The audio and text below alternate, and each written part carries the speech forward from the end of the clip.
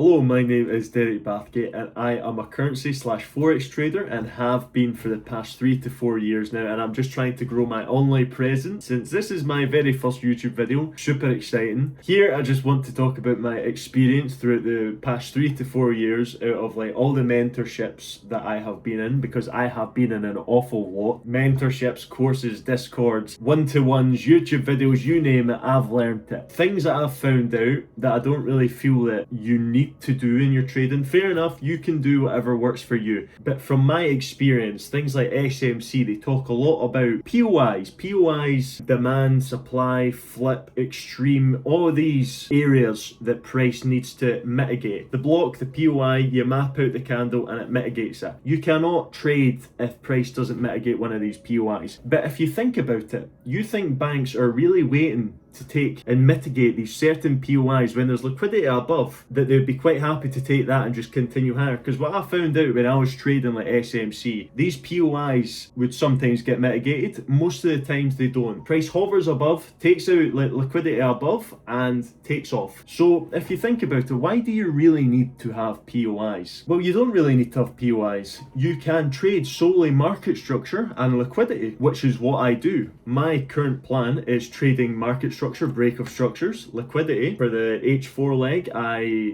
need to see a sweep of liquidity to start off the full leg. Break of structure, internal range liquidity, external range liquidity. Those are the two massive pivot points to my trading that changed my trading from meh to actually really quite good, that turned me profitable. That's not the only thing, but that is one of the stepping stones that I feel that really helped me. So the way I trade is, I wait for the sweep, break. External range liquidity is anything after the break, for me anyway. That's how I view it. Anything after the break is external. You do not know where price is going to trade. You don't know where price is targeting because there's nothing for it to target. All the liquidity to the left has been liquidated. We're only focusing on the current leg. So after the extreme has been taken, we wait for a chalk and we trade back into IRL. Vice versa. We continue bullish, trade higher, take out the swing high. You know, it's continuous. It's what people say in SMC is follow the chain. You follow the chain until it breaks, and that's how I trade. And you really don't need POIs in my opinion, but if it works for you, that is brilliant, but it doesn't work for me. That's what really changed my trading from being unprofitable to profitable. The second thing that I do is mainly trade Asia and London session. Asia is absolutely massive. For context, you can use that to dictate if it's going to be the high or low of the day. If you know if it's going to be the high or low of the day, you can trade London and solely trade expansions out of it. You can trade reversals, get higher R,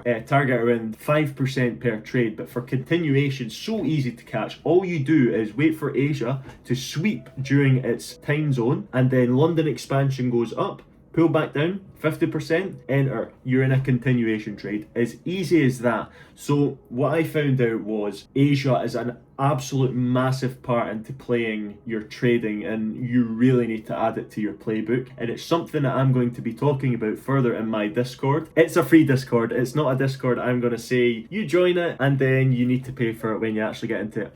A to Z, free. I really just want to start a community where I can talk to people, meet new people, hopefully new people, introduce them to stuff a lot sooner so they don't need to go through a lot of nonsense to actually learn how to trade, learn stuff that you don't need to know, and then be on your way to profitability faster. So the third thing is your life outside of trading, because trading is all psychological. I feel like, yes, when you know a strategy, you do your back testing, your data collection, live testing, you know how to trade a strategy. But if your psychology isn't good, then you aren't going to do well in trading. What you really need to do is have a set structure outside of trading. Get up at a certain time all the time, read a book, go to the gym, keep fit, go walking, make yourself feel good. It'll make you feel confident, because if you go into the trades feeling uncomfortable, you're not going to do well. But if you go into the trades feeling confident, you will do well, because you know what you've done. The data you've collected is going to work because you've got that data there backing why you're entering, instead of going in guessing. You're FOMO, you're rushing into trades, because everything outside your trading life is going to come into your trading life. And that is one of the biggest things as well that changed me from unprofitable to a profitable trader. Only in the past few months though, that's only recent. So yeah, I hope you enjoyed this video and I will catch you in the next one.